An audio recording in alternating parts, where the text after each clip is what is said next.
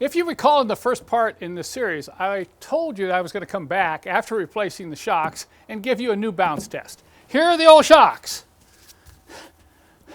I mean, I've seen bad shocks before, but these are really bad, okay, really bad.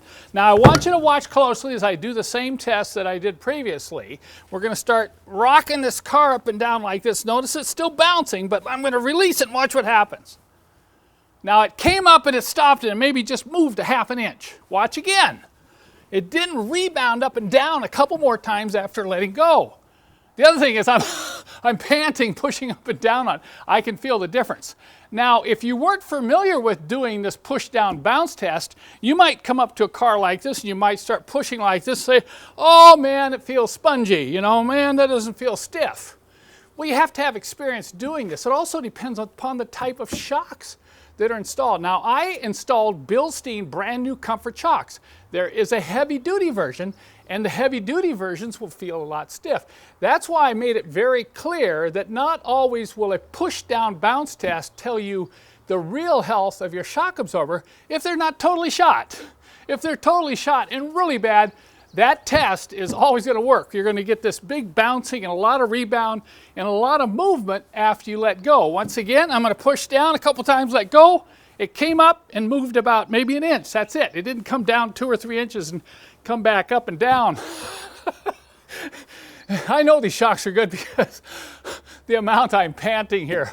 Now I want to show you just how bad these shocks are. You know, I've had bad shocks before and I've shown you in various videos how you can tell by doing a push down test on the bench or on the ground what a bad shock looks like. But let me show you these. Well, you can see from this one, it was obviously leaking hydraulic fluid. I think all the hydraulic fluid is leaked out of these. You know, it's hard to push down like this, but usually you can turn them upside down. And I'm going to push down. Look at that. Look at how all that's left is the spring action inside the shock. There's no hydraulics left on both of them. Look at this one's even worse. Look at that.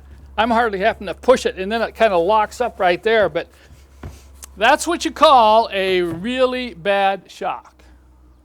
So I do want to say in closing, if you experience that bouncy ride, and oh, by the way, I sure wish I would have filmed this before we changed the shocks out on the road. You couldn't believe it. You go down the road, felt like a whale. Now it just feels so stiff and firm, just like a Mercedes should. But if you're feeling this rolling, bouncing around, you need to change the shocks. Shocks are a real safety issue. Not only in handling in a car in a let's say when you're avoiding an accident, but also braking. Bad shocks can really affect your stopping distance. So this is something that you need to take care of. Don't neglect bad shocks. And you do this to it, it's pretty obvious that it's going to need new shocks. This is probably the worst that I've ever seen.